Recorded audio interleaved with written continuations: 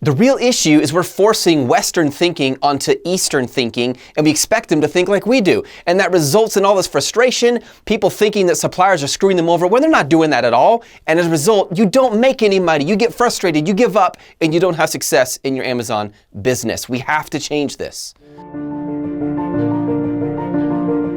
Amazon warriors, online e-commerce, Shopify sellers, all you guys out there, I'm so excited to share with you the top 17 mistakes sellers make when working with suppliers. By the way, I'm going to send you 50 hand-picked, super high potential products for free.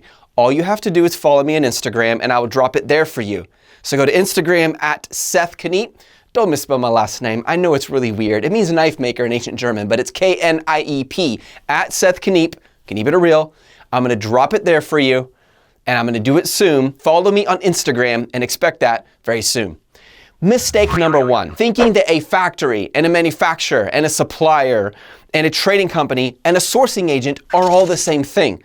It's unbelievable how many terms there are in this industry, but I'm going to explain each one to you to tell you they're not all the same thing, although some of them overlap a whole lot. First, let's begin with the most simple, a factory. A factory is the location where the machines are and the people are that build your product. That's all it is. It could look like a warehouse. It could have a huge smokestack. It could be something in between. It could be a family-owned garage where they're making it, like a lot of businesses start, but that's what a factory is. A trading company is a middleman. What they do, and you'll find these all over Alibaba, some contest that over 70% of the companies in Alibaba are trading companies. What they do is they find a supplier for you and they ship you the product. But before they ship it, they raise the price. They like to deal in simple, fast, low-hanging fruit type shipments. They're unlikely to do custom orders unless you do a massive minimum order quantity to make it worth their time. They will never tell you the real contact information of the factories. Often they will claim to be the factories. They're not illegitimate. You can go with them. They can save you a lot of time. And sometimes their relationship with the factory is so good, they can get you a really good price. Then you have a sourcing agent. Sourcing agent is very different than a trading company, but very similar. A sourcing agent is more like a liaison. Sometimes they will give you the contact information of the factories. They also will look at multiple suppliers and try to get you the best price.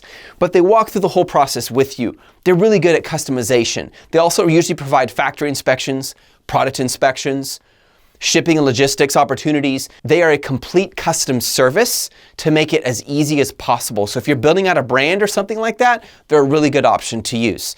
Then you have what are called manufacturers and suppliers. These are used very loosely. As a general rule of thumb, they could be any of the previous three.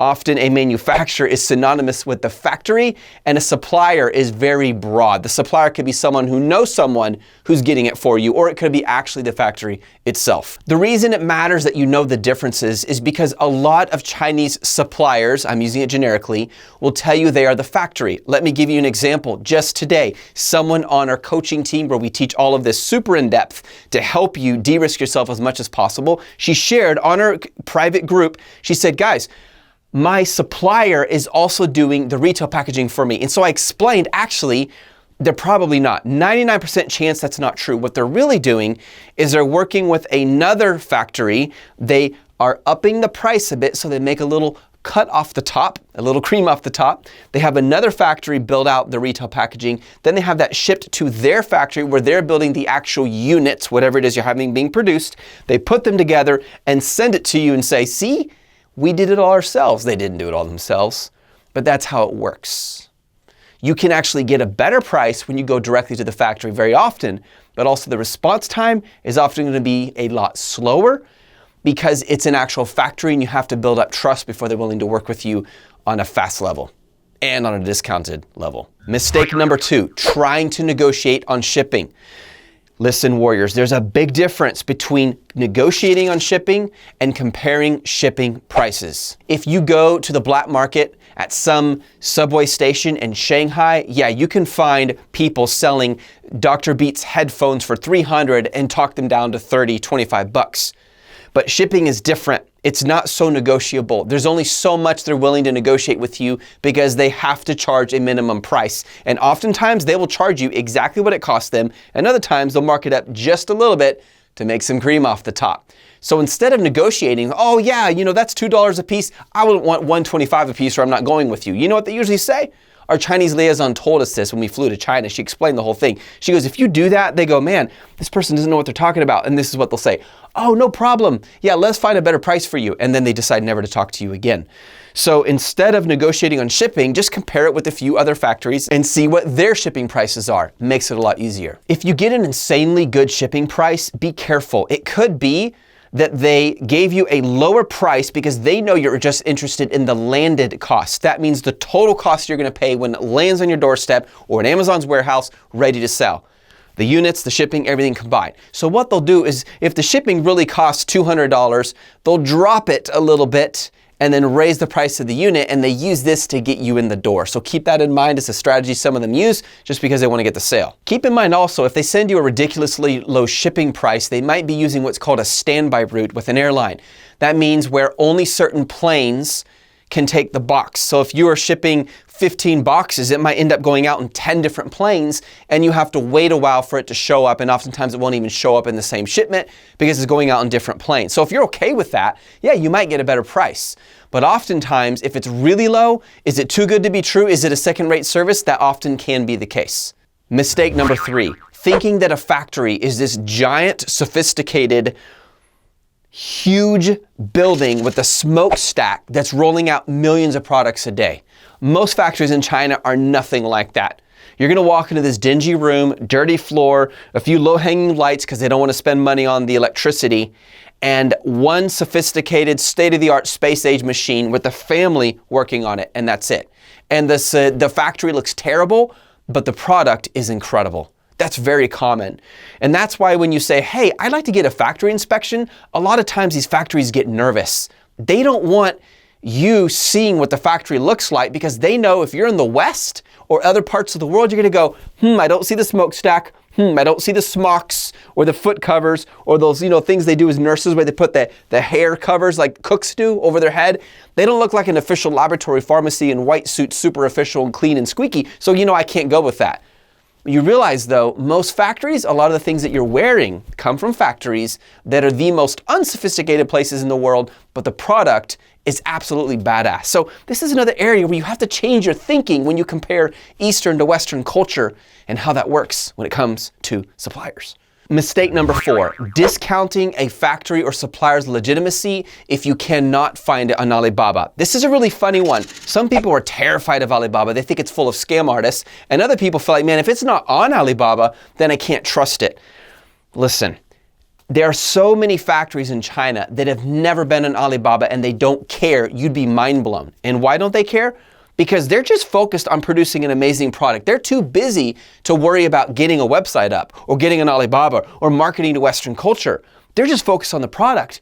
And they're already shipping the product out to 30 different countries. They don't have time to hire a staff that speaks English and to bring in all these people and make sure their SEO is optimized. They're just building the product, doing what they do best. In fact, some of them would never even want to touch working with someone from the West. Not anything against people in the West, but they don't want the hassle. So what they do is they only sell their product to trading companies, and those trading companies show up in Alibaba. And when you go to Alibaba to go, hey, I need a factory. Who will build this lighter for me? Here, let me get a bigger flame. Whoa, okay, a little too much. There we go. I need a factory who can build an amazing lighter for me. And they say, no problem, we are the factory. We will produce it for you. No, a lot of times that's a trading company. They're gonna work with the factory that doesn't wanna talk to you. They speak Mandarin, they don't speak English. And so that's the way it works. Now, there are also many legitimate suppliers on Alibaba. And these trading companies are not all bad. Just because they're raising the price doesn't make them bad. That's why you were able to get the product so quickly, because this is what they're good at. You need this, no problem. Minimum order quantity, 350, ship it out, boom, there you go, and it's done. That's what they like to do. That's what they do best. In the US and other countries, we have this closed-minded view thinking that Chinese factories need to be able to speak in English. Well, if they're already communicating with 30 different countries because those countries have people who speak Chinese, why would they take the time to learn English or hire someone who speaks in English to ship it to another country? A lot of them don't want to deal with that, and that is the reason a lot of times you can find a factory that won't even show up on Alibaba, not even a website. By the way, hit the subscribe button, click the bell, so that you get a notification every time we send out a new video. For the next 30 days, I'm going to be giving out $120 PayPal'd to a person we pick randomly who did two things. They subscribed and hit the bell, of course, and they shared this video on any social media platform, Facebook, Instagram, Twitter, I don't care where. Just say that you subscribed and where you shared it. We're going to pick one person every day for the next 30 days. Our goal is to get to 100,000 subscribers fast. I want you to help me do that, and I'm going to be paying people to do this. Mistake number 5, thinking that most suppliers on Alibaba are factories. Listen, most of them will tell you they are, and in Chinese culture, that's not even considered lying. That's normal. It's just good business. The truth is probably over half of them are not actually factories. They're trading companies. Some experts in this field would claim that 95% of them are trading companies. So remember that. If a factory is doing great in its business, it doesn't have a lot of reason to get on Alibaba unless they're trying to grow huge. Let me tell you a quick story just to give you an idea. One of my friends who's an expert in sourcing was at a factory in China. It was building these amazing glassware.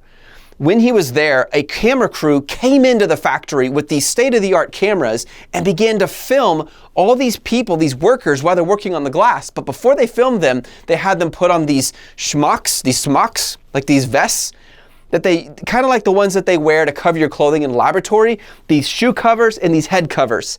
And each of them had a brand, the company, the factory name on the smocks.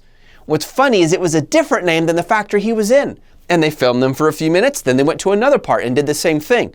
A few days later, a few weeks later, he goes into Alibaba and he finds a different factory with those same workers filmed and pictures with the exact same brand name. What's going on here?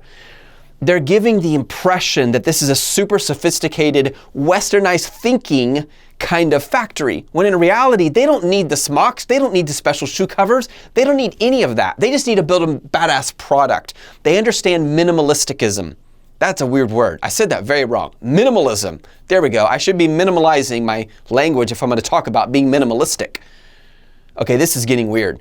They just have what is needed to produce you the right product. That's all that matters. So what they're doing is they're giving you the impression of a sophistication. And in our mind, we might think, wait a minute, that means they're cheaters or liars, they're scam artists. No, not necessarily. They actually produce amazing product. They're accommodating to our limitations of understanding how factories work. Mistake number 6, assuming that all legitimate factories have a website and an online catalog. Again, why would a legitimate factory have a website and an online catalog when they're getting a ton of business from 45 different countries in the world? They don't need that.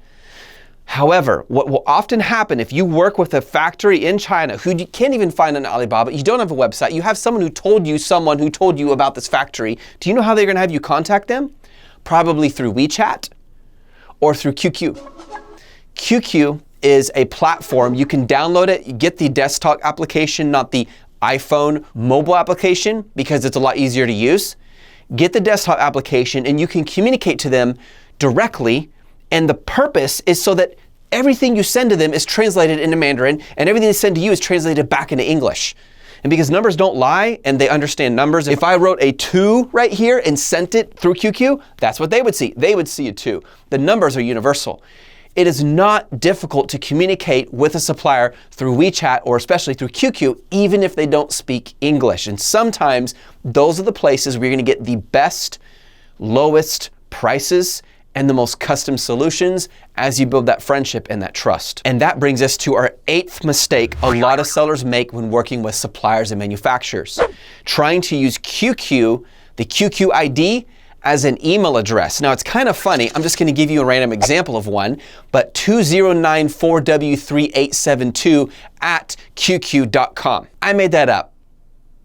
Sadly, that's probably someone's real QQ address, and if you go message it, they're probably going to wonder who you are. But you don't email that. Even though it says at QQ.com, if you drop that in if you put that in the to box on your email application, like Gmail, and try to email them, it's going to bounce back and say, what are you talking about? The server doesn't understand. Well, that's because it's only unique to QQ's platform.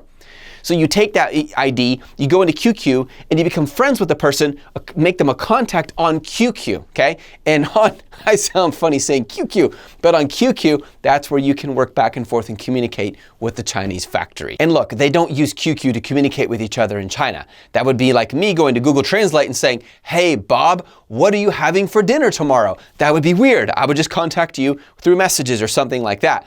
QQ is specifically built to facilitate translation between the two different languages to make your life easier so you can succeed. Hit the subscribe button, click on that bell, make sure you include that you subscribed and where you shared this video, Twitter, Instagram, Facebook, wherever you want. Every day, I'm giving $130 away to one person we pick randomly of our own choice for 30 days. Our goal is to get to 100,000 subscribers screaming fast. I only gave you 8 mistakes. I'm gonna give you the remaining 9 next week. Watch out for part 2 of the top 17 mistakes sellers make when working with suppliers and manufacturers. I hope you have an awesome day. Keep crushing it out there. Do not stop. You can make this happen. We are all about keeping it real. If you decide to join our team, we will take all this content you're getting and we're gonna go 10 times deeper and show you step by step how to succeed online. We will bust our butts to help you get there. You guys take care. Goodbye.